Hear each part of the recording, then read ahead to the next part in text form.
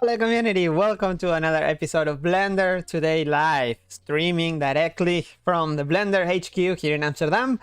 Like every week, if this is the first time that you join, we get together every week to see what's new in Blender, what has changed since the last week. Blender as an open source project and as a very lively one, very active one, has tons, no pun intended, of additions every week. And usually every week there's like one topic. This week I just couldn't not highlight the nodes, geometry nodes update that has been this week. It's crazy. Like even over the weekend there's new nodes popping up. Some of them are updated to the new fields system. Some of them are ported from other areas of Blender. There's also updates in the user interface, in cycles, in the asset browser, and let's see what else. So is everything okay? Thumbs up if this audio and video it's okay. Then let's get to it. I noticed that as I progress in the show, it gets shorter because I just stand differently, but never mind. Let's get to it. Is there any announcement this week? Not much other than that. Yeah, there's new sponsors. You may have heard the news. The news actually, and the new website. I don't know if you noticed that, but in the in Blender.org got a little bit of a facelift in the homepage. Nothing too big, but just highlighting more about the message. What is Blender? What is Blender about, and the mission about Blender? So hope to make this more clear. I don't think it's not so much about what Blender can do anymore. It's what you can do with Blender. You know, how far you can take it. You can change it. But yeah, this might be the big news that you heard on during the last week. So yeah, pretty big. Apple joins the development fund. It's not only just a like financial support like other sponsors, but also with development itself. Like there are developers working for like fixing or improving Blender. Cycles especially is the first one to get a patch in that area, which we're gonna see in the patches section of Cycles later. And yeah, it's pretty big. So let's get to it immediately with what's new in Blender. I know people already make the joke that it's perfect because of the last name Bender, and that some things are just meant to be. So let's continue. And I had this tab open here because if you are another announcement, a tiny one, that remember by the end of the month there will be a new open movie project out. And if you have been a subscriber since last year, since January this year, you will have access. Your name can be on the credits if you want to. If you don't, you just no need to do anything. But if you want your names in the credits, go to the Blender cloud, and in the here in the section for the Sprite Fright, you're gonna find a link here in the header about your name. You have to specify what name do you want to use. Okay, that is no more home office, Pablo. No, I have no more home office. I am checking, by the way. I have here the chat next to me. So feel free to leave comments there. I will try to read them. But one thing I will definitely read is the comments on the thread by Sansus here. Thank you for making it on Blender.community. You can leave questions there. I'm gonna try to answer them towards the end of the show in whatever time is left from all the updates that are there this week. So I need, I think, a little drink before I start with the list of changes. Like, do you want to see it quickly?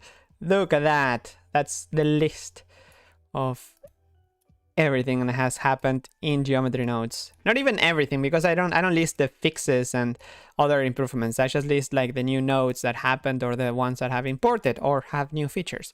What is your glasses? Yeah, that's true. I'm just trying to look younger, but I will be squinting, so don't do that. Don't squint.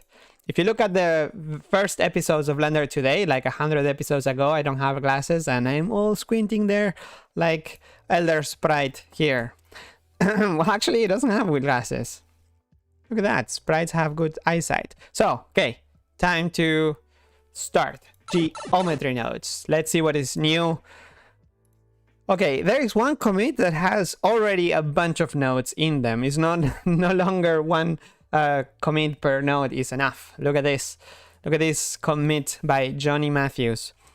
There's a bunch of nodes that have been added here and have imported the get and set system. So there is the get or the input nodes for radius, curve tilt, curve handle positions, is shade smooth, which gives you a boolean if the face is smooth or not, spline resolution, and is spline cyclic. So these are like the get. Then you have the set. You have the set, curve radius, set point radius, curve tilt, handle positions, and again the same as before, is shade smooth and spline resolution and spline cyclic. So a bunch of nodes. Here you have them. Look at the lineup. Set. The get doesn't have because they are input nodes, but these are the set ones do have that word, and there is some changes in the wording of some nodes that I'm going to mention later. So next we have more nodes, material index and set material. So again, get and set, get the material, set the material, again set here as nodes. Actually, the menus have been updated too, but more on that later. Another node joined the party. It's the color node. This is already something that you will see in other parts of Blender, like shading nodes or texture nodes or compositing nodes even. So it's just bringing more of what you're already used to it to other areas of Blender. Okay, what is a new node that we didn't have before? Well, this one is translate instances. So this is a new node that can translate instances in the transform space of the modifier object or the local space of their original transform of each instance. So pretty powerful. You can translate individual instances, and there's also a toggle for local space. That is the one I mentioned before. It's a toggle. It's a field that you can pass a function or so. As you can translate, you can also now scale. Scale. Did anybody get that reference from Sintel? Sintel like screaming with the hands the size of a head. Scales. Okay.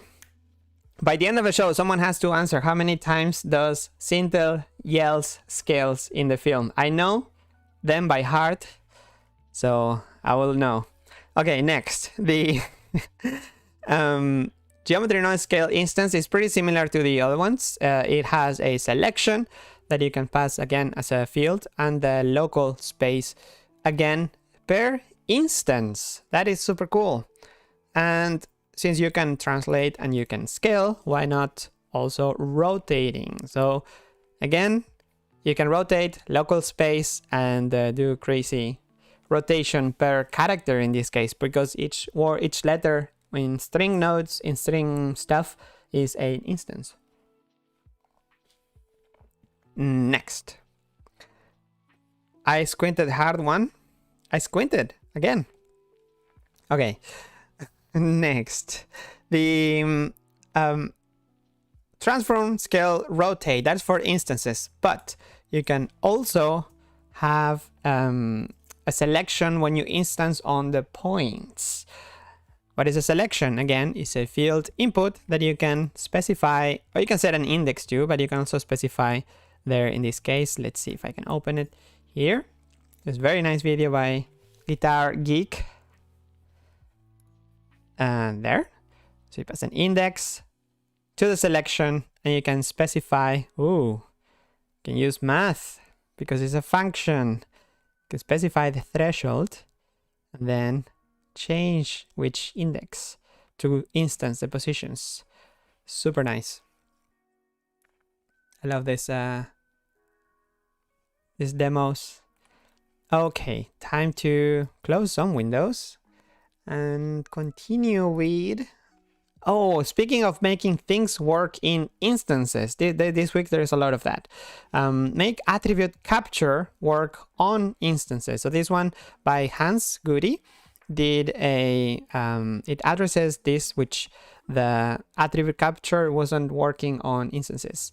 Now it does. Previously, the attribute capture only worked on realized geometry. So you have to make real first, or realize the name of the node now, and then you could use it. No, not anymore. So yay for optimizations. Now instances are much lighter. Again, speaking of fields, the Edgesplit node has been updated to fields, now has a selection input as well. So no picture here, but you can imagine selection input is a diamond, and it looks beautiful.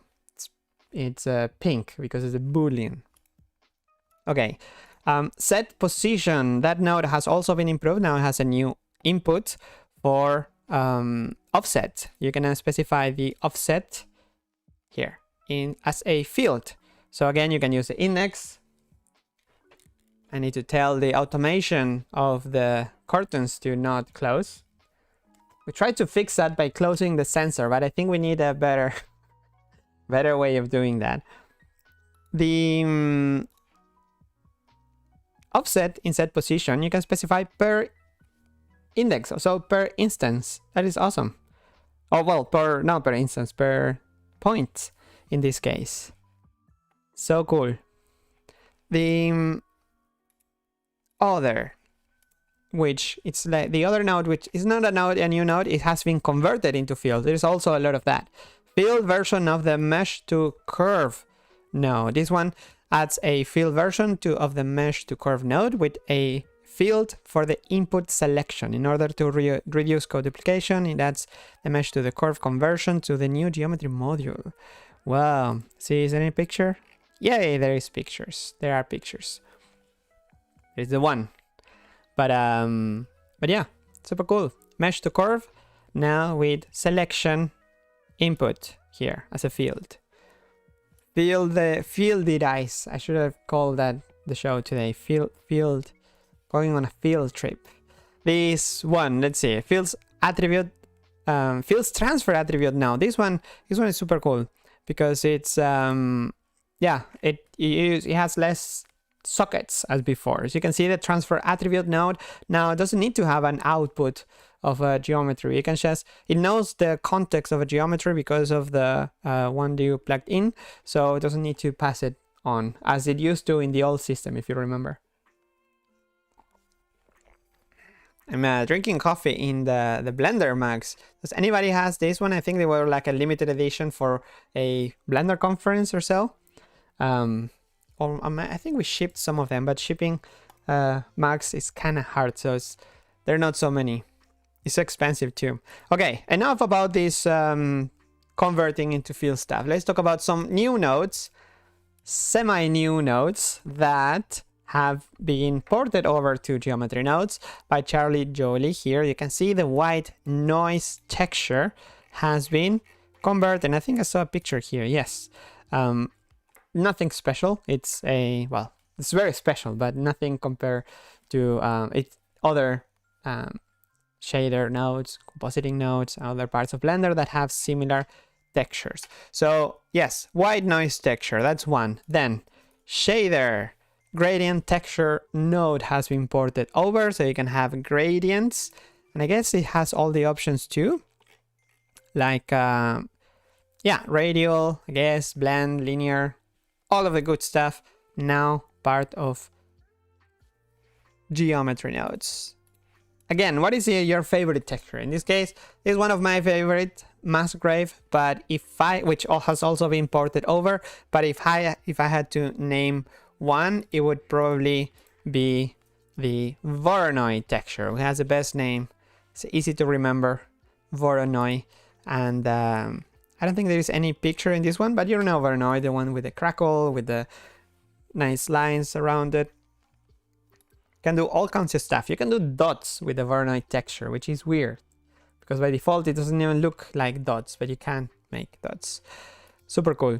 Okay, more instance stuff. Opa, not this one.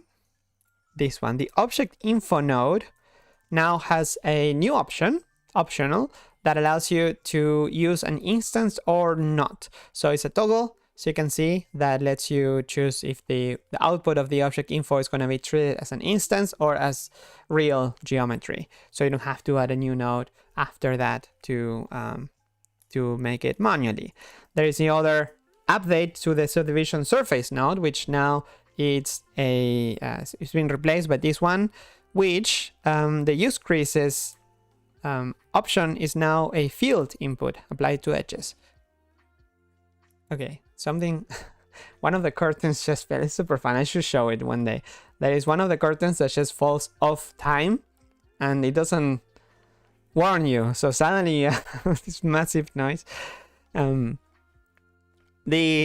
Speaking of massive, and I don't have the relation with that, the massive update that you have here. So updated Subdivision Surface node with creases, thanks to Jared Johnson. Thank you, Jared, for working on it. I think there's a picture here. Yeah, so you can see has all the options and the crease is now a field input.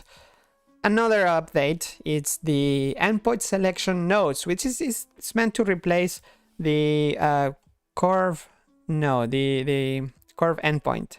So this one is called endpoint selection and allows you to have either the input of an index and specify basically where to start, where to end, where to have that selection, and then you can output it as a field to, for example, here, set the curve radius based on the selection. So you can specify higher radius in this sector, for example, or also at the end, the endpoint selection here, radius size 0.8, and then you add some profile, round circle, and there you have curve to mesh.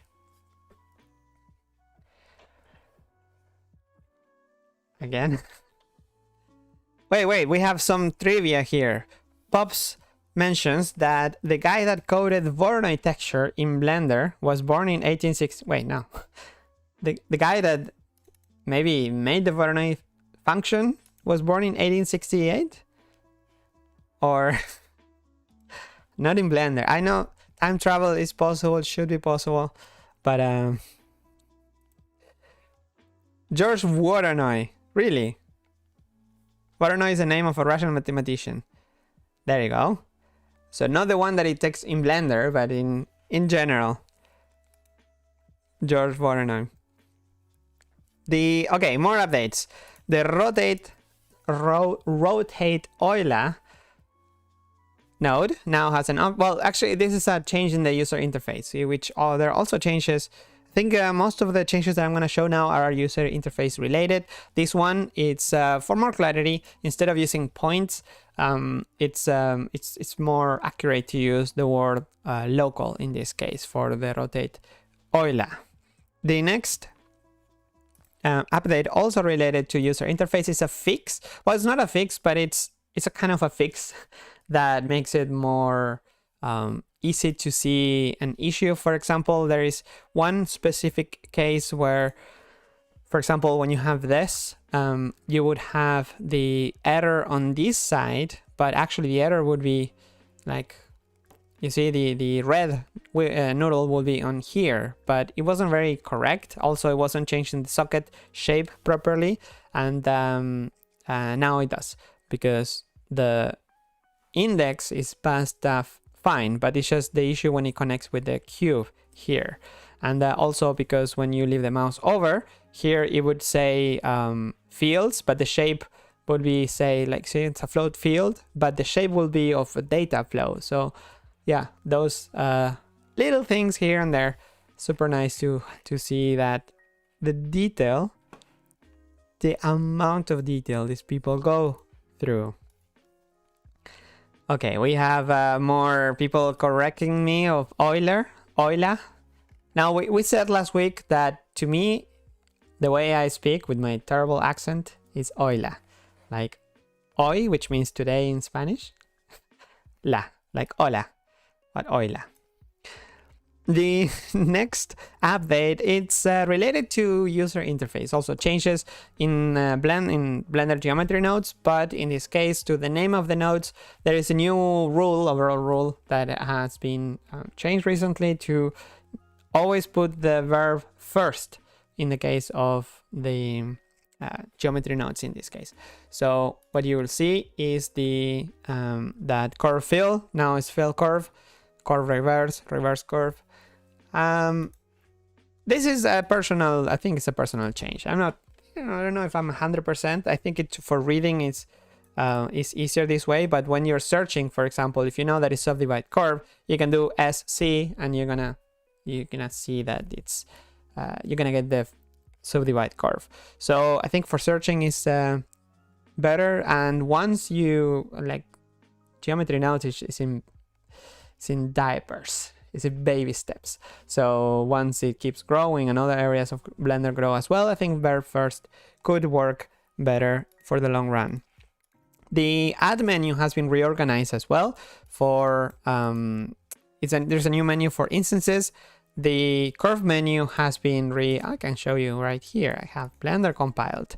The curve menu has been reorganized and split into sections. As you can see, look at the length of these menus. Can you guys see it? Yes, it's just it's getting a bit long, but hey, it's not too bad. The add menu has been reorganized again. As I mentioned, there is a new instance menu, and the converters have been moved from the from menu. So another change, no, I think that's it. I think the input category also has a separator, yes, for here, for to split between these kind of inputs like index, normal, the built-in attributes, and that are part of the geometry, and other type of inputs like collection info or materials that are not attributes of the mesh, as you can see here. Is it pronounced data or data? Tomatoes. I don't know. You know, when you're not a native English speaker, you pick up words. If you watch an English show, you speak some words with that. And then if you watch an American movie, then yeah. I think it's all over the place. And then on top of that, you add our own accent, which in my case is Spanish, but also I've been living in the Netherlands for so long that it's getting a bit of a mix. So speaking of user interface changes, I think I covered everything and more of that of the geometry nodes. Let's move a little bit into the user interface side of things. In the user interface, there are a few changes that I've been actually teasing in the last few episodes. I've been teasing I think for the last few months. I think I started with doing these changes in August, and the main change, as you can see, if you can see me, it's that panels now are now panels look like panels. They are enclosed. As you can see, there is a rounded corner around the panels.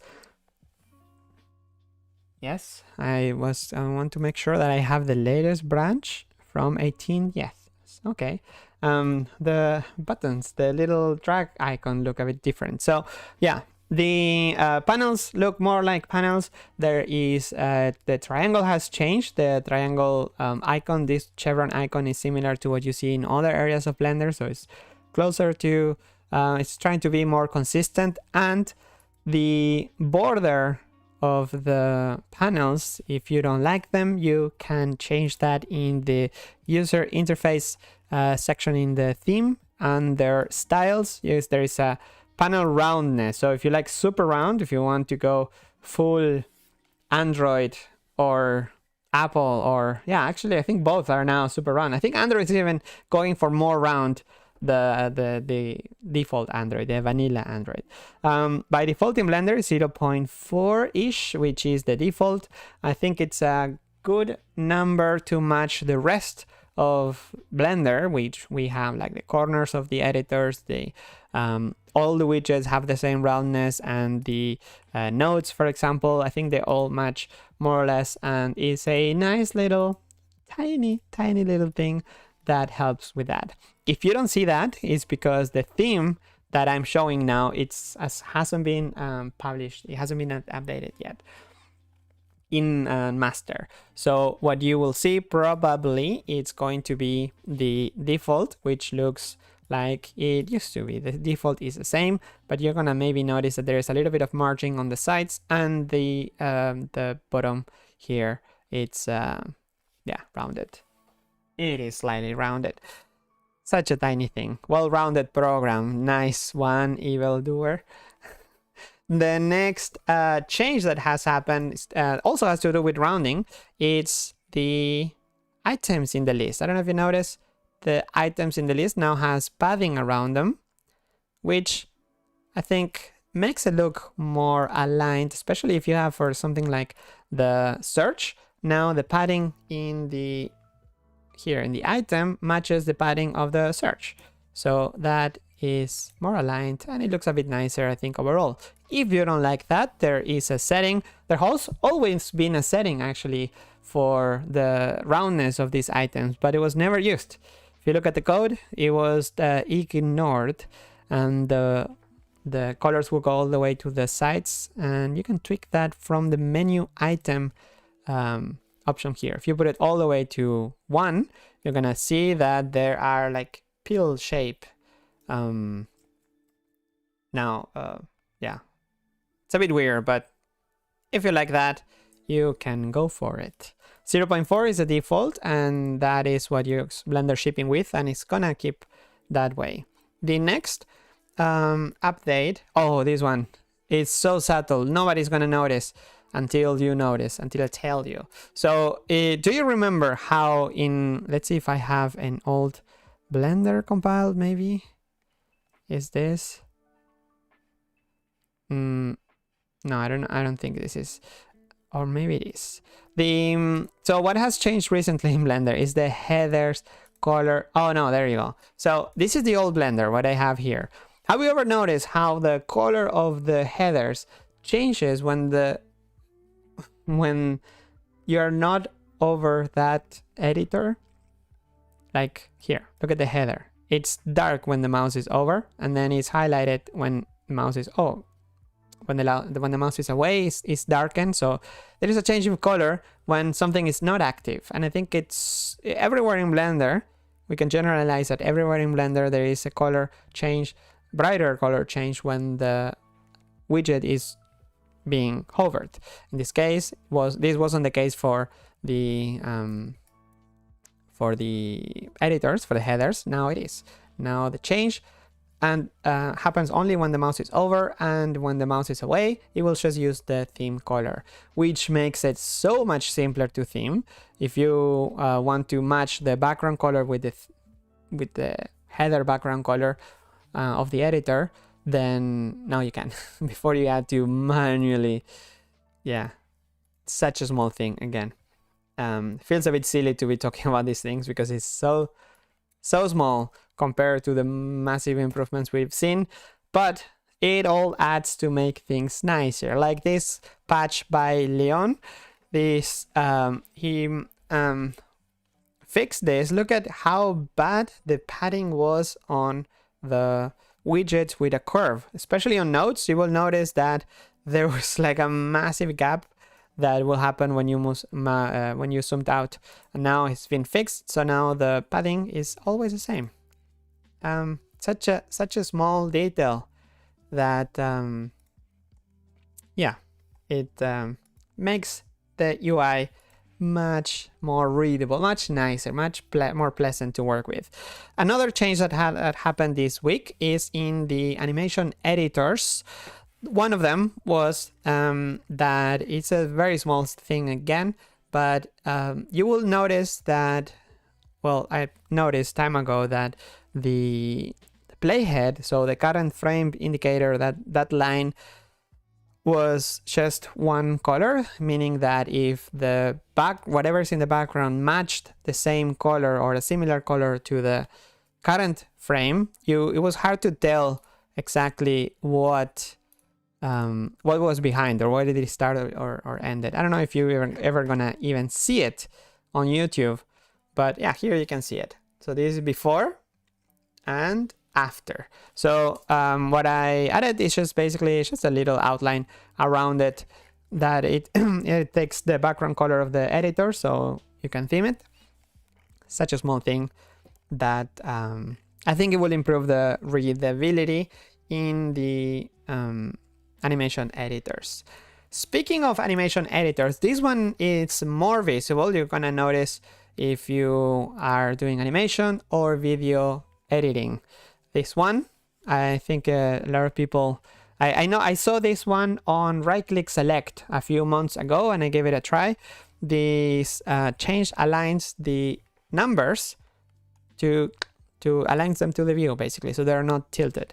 This has been around, this change has been around for a while, like the rotated numbers, and they don't always work well, especially if you have like big numbers and you don't have much space, like in this case, or they will overlap, and that just wasn't so flexible, because if you have them horizontally you can go to millions if you want and it should still fit.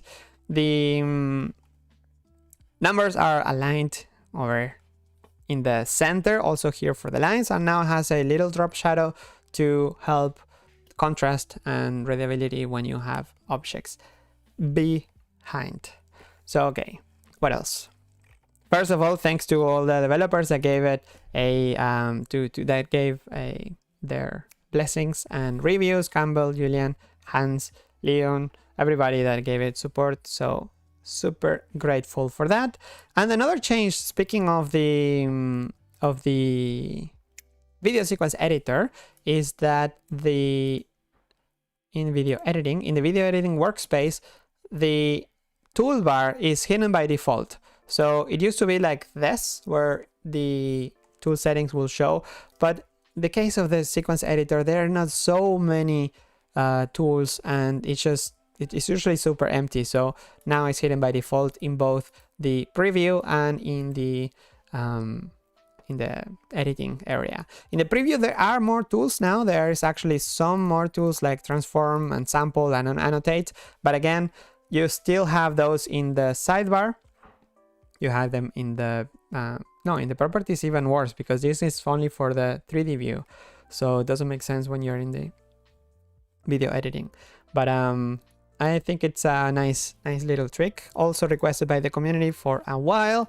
And speaking of community, if you're making add-ons, you may like this change. There are new cursors that have been exposed to the Python API. So now if your add-on is in need of a cursor to like pick the area, to stop, to copy, cross, mute, zoom in or out, you can use those now as any other cursor in the Python API. Speaking of the Python API, there is a new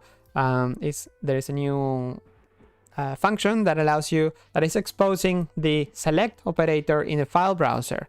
I know, very, very niche, but this is part of, this was actually added by Paul, that works here at the studio, because he's working on a Blender app template that is converting Blender into a video player. And for that, you need shortcuts, and for that, you need to access it. You need to do everything in Python.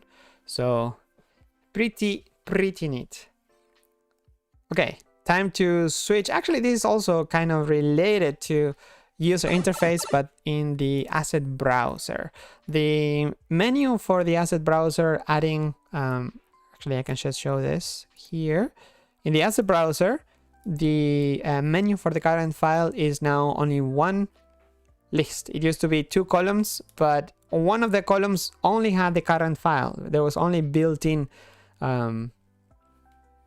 asset libraries, which is usually 1, or maybe if we have some kind of built-in assets could be there, but still it's better if all is in one line. The default name for tags when you have an asset is now no longer unnamed asset, which sounded a bit, didn't have a good ring to it to have unnamed asset. So for example, if I set this material to be an asset, right click, mark as asset, then the tags It's still exposed. The tag now are just called tags, not unnamed anymore. Okay, do I have much more? Yeah, I have, XR. Well, this is XR.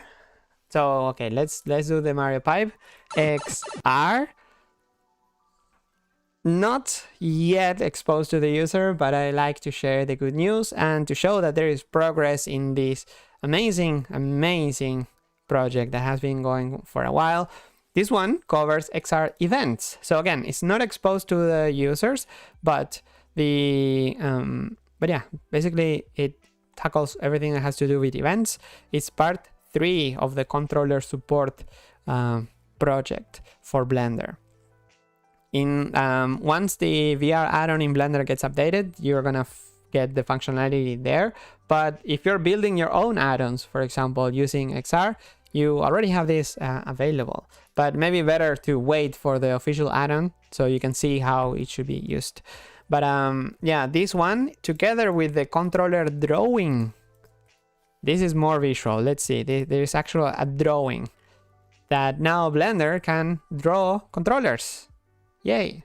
And if your computer can't draw the controllers, it's gonna show spheres. So hey, that's the default, that's a backup. So super neat. VR controller visualization and custom drawing via draw handlers. So you can even add your own draw handlers. So cool. So cool. Again, it's not in it's not exposed yet, and it's not updated in the add-on yet, so wait until the add-on is there. I think we just jump into the last section for cycles, and there's 4 changes. Yes, okay. First one, improvements in SSS subsurface scattering Fresnel. No, it's not Fresnel. Fresnel and retro reflection in the principal BSDF. No pictures here, but there's a description basically that for the details, you should see the extending the Disney BRDF to a BSDF integrated. So basically, it will just look better. But if you're curious, you can check the links in the description. I added links to everything that I mentioned today in the description below. And one of them is the link to a paper, SIGGRAPH paper from 2015 from Pixar, Disney, Beer, Walt Disney Animation, Disney BRDF. And then if you look for, I think you just look for retro reflection, you're gonna get more or less an idea. If you don't get an idea, then just enjoy nicer looking renders. Another change that happened this week is that the JensenBurley SSS has been restored. There is just not enough time to improve the random walk in Cycles X at the moment, or Cycles at the moment. So for 3.0, it's just better to bring back the JensenBurley to prevent issues with memory, with performance in general, noise and stuff. So it is back. And what else? Okay, this one is not technically a new feature, but I saw it as a bug report that actually brings a feature in Cycles. So the bug report was that the shift in cameras wasn't working in Cycles. So if this page decides to load eventually, I will... Is the internet gone? Okay, no, the internet's not gone. It's just the website is broken. Maybe I think the massive PDF is maybe, was getting on the way. All right, so this is a bug report actually that the shift wasn't working on. Oh my gosh, dude, look at that theme, funky. Oh wow, sorry, I get distracted very easily with community themes. The bug report is about shift not affecting the panoramic camera of Cycles, and turns out it wasn't supported. So now it is supported. So yay for feature requests disguised as bug reports. Love those. Well, I mean, as a user, you don't know, you expect it to work, right? It's like, I bet there's a bunch of reports about, I don't know, 3D or stereo not working in Eevee, for example. Okay. We need to see the last change for cycles, which I mentioned at the beginning of the show. Not final user, not there yet for you to try, but Metal GPU device implementation is coming to cycles. Not to cycles in 3.0, but hopefully 3.1. That's the target. The first commit is here. This one is for developers to make things easier to continue developing, but it's not exposed to the user yet. This is part of a bigger task that has a bunch of steps, and this is the first step that has been tackled. So yay for... His stream was laggy. Is the stream laggy? Or not? Is it stop or not? Okay, no. Don't scare me like that. Come on. Just one guy here fighting with the internet. Okay. Time to... I think that was the last news. Yeah. So thanks Apple for contributing and fixing Blender or improving Blender to make it work with your own devices. Same as AMD is working on the AMD support for cycles using HIP. So yeah, the web page was laggy. Yeah, but I think that was just my computer. And also maybe I am part of the render farm? No. This computer becomes part of the render farm at night, magically. You know, after midnight, like it becomes a pumpkin. Well, it becomes a node in the render farm, so we can render Sprite Fright. That was a good timing that I just closed this. Okay. Time to have some coffee. I shouldn't have coffee this time. It's almost 6 p.m. Okay. Is the room on fire again? No, hopefully not. Nothing on fire. Just Blender is on fire and the community. Look at that. There's 21 comments, which I'm going to read in right now. Okay. First question. Remember, go here to blender.community, ask questions or upvote those that you want to see answered. Although I'm already kind of running out of time, so I'm going to read as many as I can. I'm going to start by the ones that are first. Why does Blender, asks Sansuls, have a 10 by 10 UDIMS limit when in theory it shouldn't have any limits? I'm not sure, but I guess performance? I mean, why would a developer add any limit if it wasn't for performance? I would assume. Sometimes it's hard to see which one is being selected, especially with the blue one. Maybe the color change while being selected could be a bit more significant and easier to see. Have you tried to 3.0? I think they improved that. If you have a render an image of how it looks, that would be great. But I think there were some improvements for the active, or at least it's showing now all the entire grid, even for those that are not assigned yet, I think. Okay, next, by Rockbard says, "Hi Pablo, please see this suggestion. Will be interesting to hear what do you think about it as Blender UI team member." All right, Control Tab to toggle between geometry and shader editors.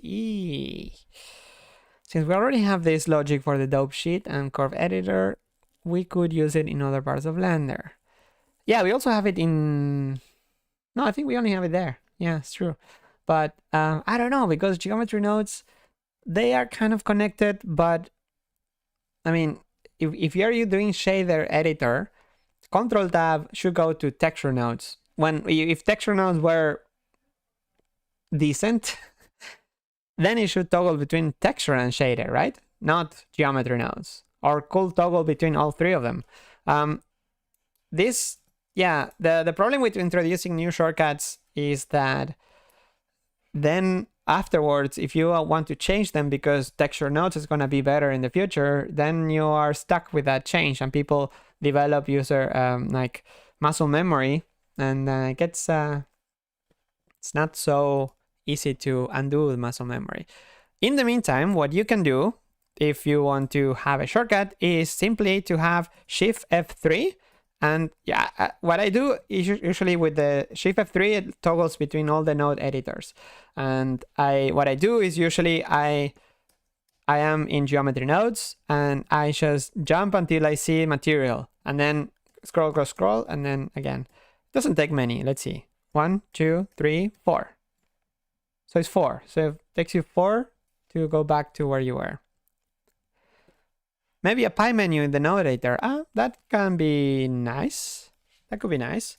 Also, I think, remember that at some point we had this option here expanded. So now you have to click on world and go to brush, or you have to click on object and then go to world. Click, click, click. It takes 2 clicks. And I know we did it for improving usability. Like you can read where you are. But I wouldn't mind if we had something like, if we could bring back the expanded version of that, where you can just click and quickly click between them. So maybe Control Tab should change between this. I don't know.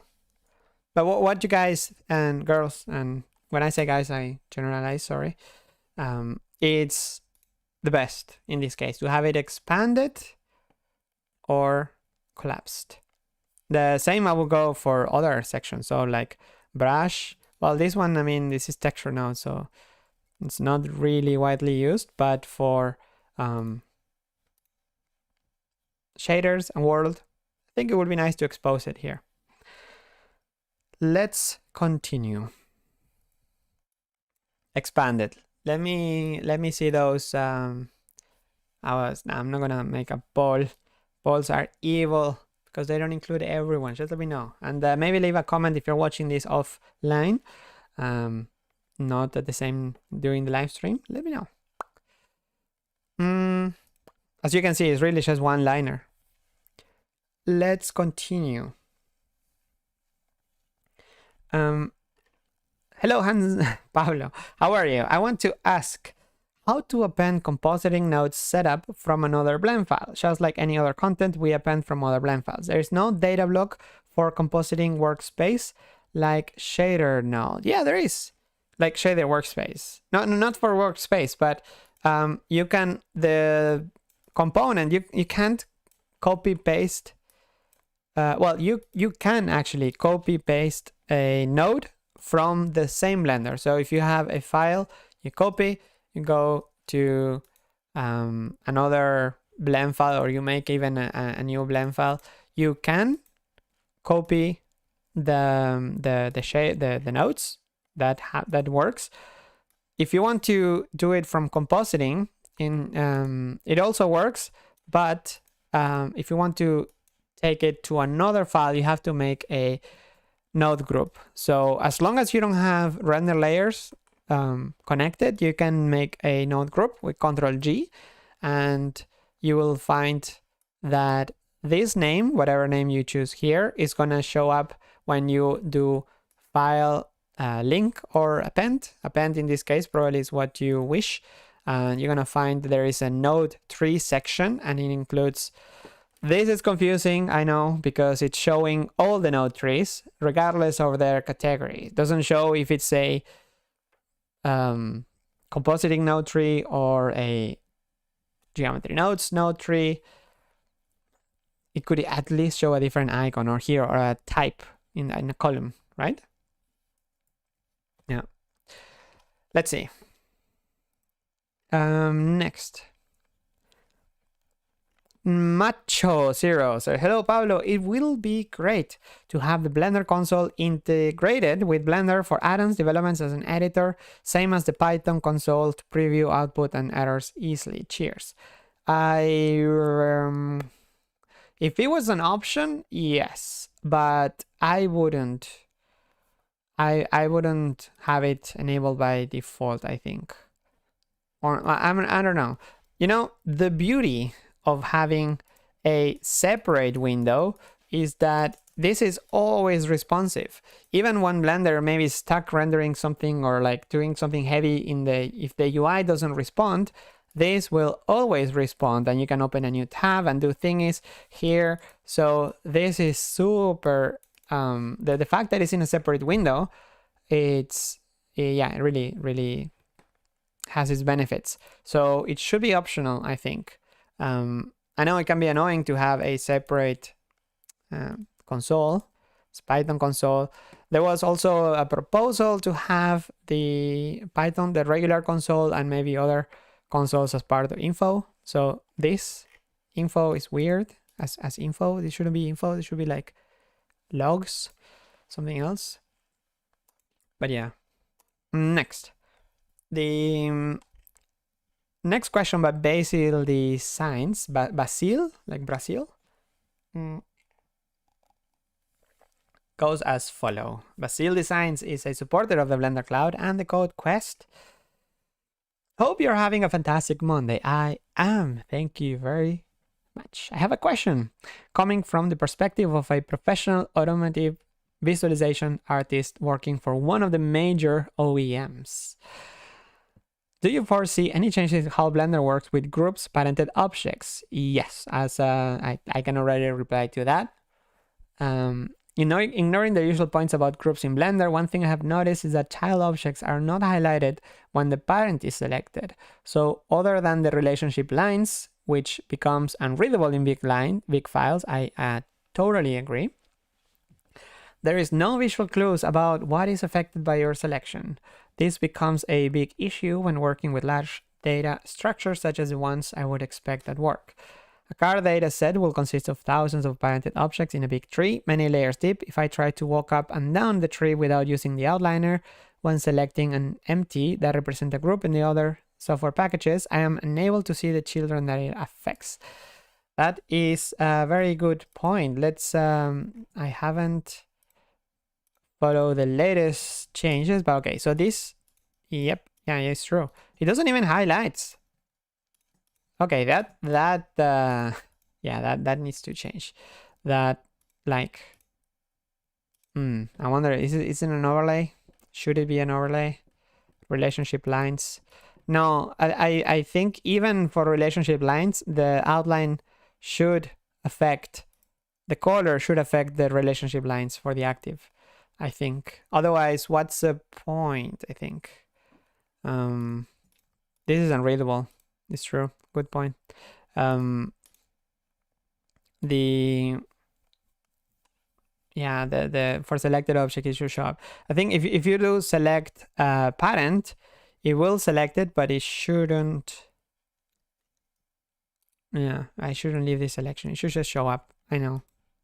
Good point. I never noticed how this should be what, white?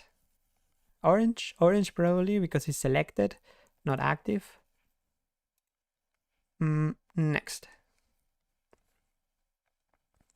Well, next I continue the question. So it's often not practical to rely solely on the outliner, as a structure doesn't necessarily give you any information. Maya, for example, by default highlights any object that is a child of the one selected. Maybe we could do the same. I don't know about highlighting the entire object. Like if you're in wireframe, would you select what does it do? Children? If an object highlights any object that is child of the one selected. Whoa, so if you have a bunch of objects here and I select the cube, you will see all of these selected? Like active? So you would see them like this. I don't know. Maybe a darker tone of this, but then you're playing with tones, can be hard to read.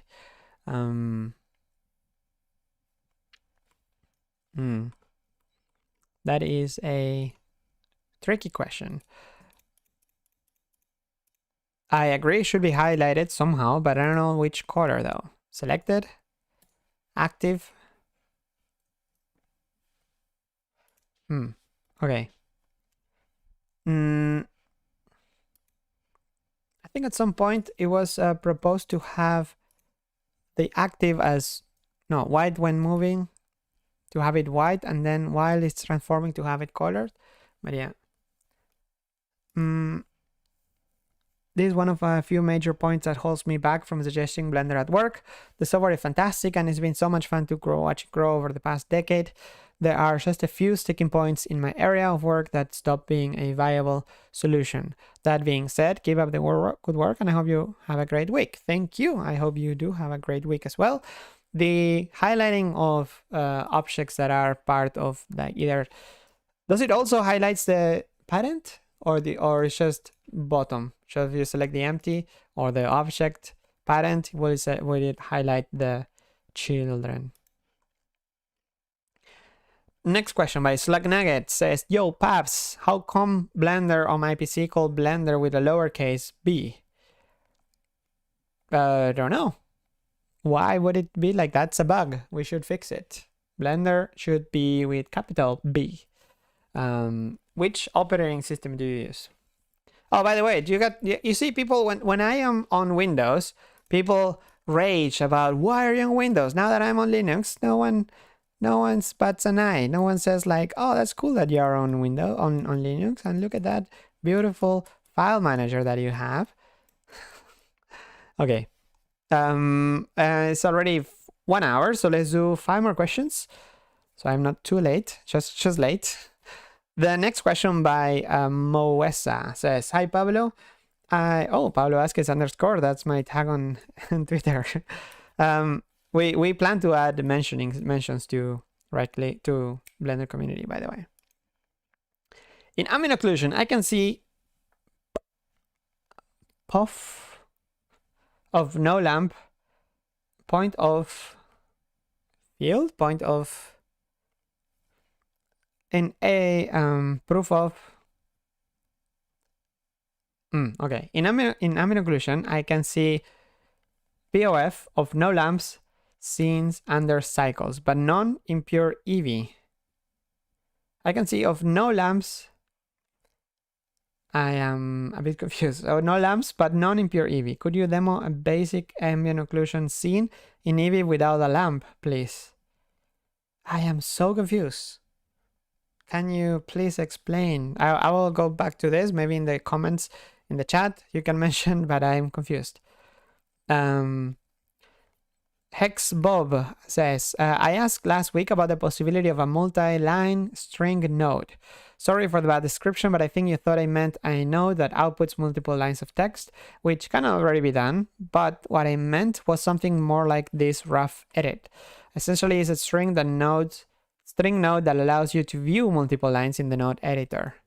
So yeah, this. No, okay, I got it wrong, but the multi-line widget in Blender doesn't exist anywhere. I think we need this regardless, but we don't have that anywhere in Blender. I think the only place where we can have multi-lines is in the text editor, but I remember people asking this. Well, actually, I remember myself asking this many years ago for the metadata, for example. If you want to have some notes, some text, you can have more than one line for text strips in the video sequence editor as well. I think we need this in general in Blender, and there is no concept of a multi-line widget yet.